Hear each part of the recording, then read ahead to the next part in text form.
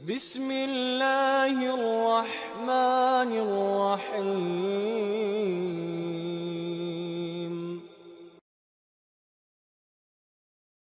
کے گناہ سے رزق کی تنگی بھی بڑھ جاتی ہے، چاہے وہ ملٹی ملینئر بندہ کیوں نہ ہو، کام اٹکا ہی رہتا ہے، پھر انسان کی ہیبت کم ہو جاتی ہے، دل سخت ہو جاتا ہے، عبادت کو دل نہیں چاہتا، پھر دل پریشان ہوتا ہے۔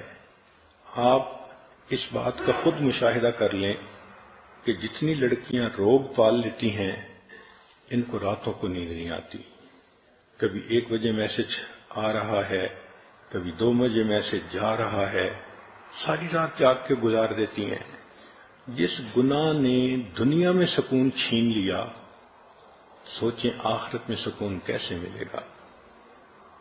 پھر پریشان ہو کے خود کہتی ہیں اس جینے سے تو مر جانا اچھا تھا، اب تو گھبرا کے یہ کہتے ہیں کہ مر جائیں گے، مر کے بھی چین نہ پایا تو کدھر جائیں گے۔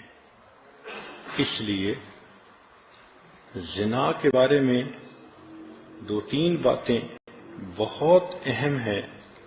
پہلی بات کہ حدیث مبارکہ سے پتہ چلتا ہے کہ جب کوئی شخص زنا کر رہا ہوتا ہے اس وقت وہ مسلمان نہیں رہتا، ایمان اس کے جسم سے نکل کے الگ ہو جاتا ہے، گویا زنا کرنے میں جتنا وقت گزرا وہ اتنا وقت کفر کی حالت میں گزر گیا، ایمان سے خالی گزر گیا۔ اب ذرا عورتیں سوچیں کہ جب ان کے جسم کو کسی غیر محرم نے ہاتھ لگایا، یہ اتنی دیر کفر کی حالت میں رہیں، کہنے کو تو مسلمان بنی پھرتی ہیں لیکن نامہ اعمال میں تو لکھا جائے گا نا کہ اتنا وقت اس نے کفر کی حالت میں گزارا۔ اللہ اکبر، ایسا گناہ کہ ایمان ہی بندے سے الگ ہو جائے۔ پھر یہ اتنا بڑا گناہ ہے کہ حدیث پاک میں آتا ہے کہ جو انسان زنا کرے حتیٰ کہ بڑھاپے کی عمر کو پہنچ جائے، اس پر 7 آسمان اور 7 زمینیں لعنت برساتی ہیں۔ ایسے بندے کو قیامت کے دن اللہ تعالیٰ آنکھ اٹھا کر نہیں دیکھیں گے، تو غیر کو محبت کی نظروں سے دیکھتا تھا، آج میں تیرے چہرے کو محبت کی نظر سے نہیں دیکھوں گا۔ یہ کتنی بڑی محرومی ہے کہ اللہ تعالیٰ اس شخص کے چہرے کو ہی دیکھنا پسند نہ کرے۔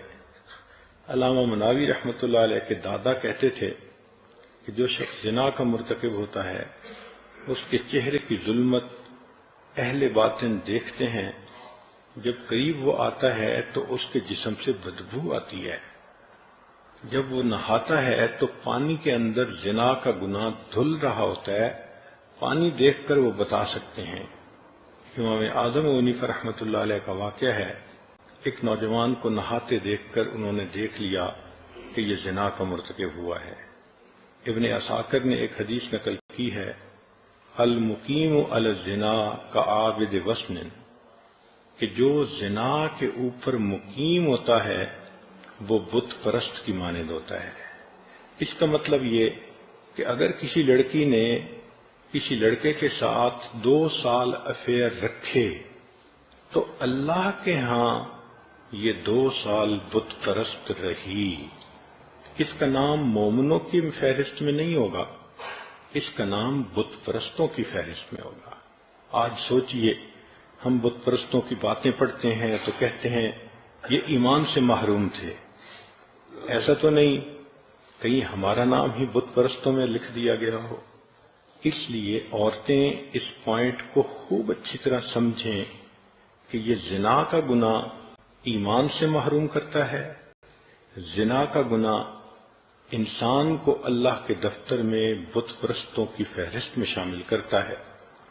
یہ جو ہوتا ہے نا کسی کو محبت سے چاہنا، ہر وقت اس کا دھیان رہنا، تو میرا دین ایمان سجنا، تو اللہ تعالیٰ پھر بندے کا نام ایمانداروں کی فہرست سے نکال دیتے ہیں۔ تو کتنی عجیب بات ہے کہ جس عورت کا افیئر 5 سال کسی کے ساتھ رہا، وہ 5 سال اللہ کے کاغذوں میں بت پرست بن کر رہی، وہ شرک کرتی رہی، وہ مومنہ نہیں تھی، وہ مشرکہ تھی. سوچئے یہ کتنا بڑا گناہ ہے. پھر اس کی سزا آخرت میں اتنی زیادہ کہ پڑھ کے کانپتا ہے بندہ. ان میں سے ایک سزا یہ ہے کہ جو زانیہ عورت ہوگی اور بغیر توبہ کے مر جائے گی تو جہنم میں اس کو فرشتے ایک غار کی طرف لے جائیں گے. اس غار کے اندر دھکا دے کر اس کے منہ کے اوپر چٹان رکھ دیں گے. وہ عورت نہیں نکل سکے گی. اس غار کے اندر بچھو ہوں گے. وہ بچھو اس کے جسم پر اس طرح لپٹیں گے جیسے شہد کے چھتے کے اوپر شہد کی مکھیاں ہوتی ہیں. اور اتنے بچھو ایک وقت میں اس کو کاٹیں گے. اس کو تکلیف ہوگی، مگر اللہ تعالیٰ کے کہیں گے کہ تو نے وہ گناہ کیا کہ جس گناہ کی وجہ سے تیرے انگ انگ نے مزے لیے تھے، آج تیرے انگ انگ میں زہر جائے گا اور اس کو جا کر تکلیف پہنچائے گا. سوچئے اکیلا ہوگا، بچھو کاٹ رہے ہوں گے.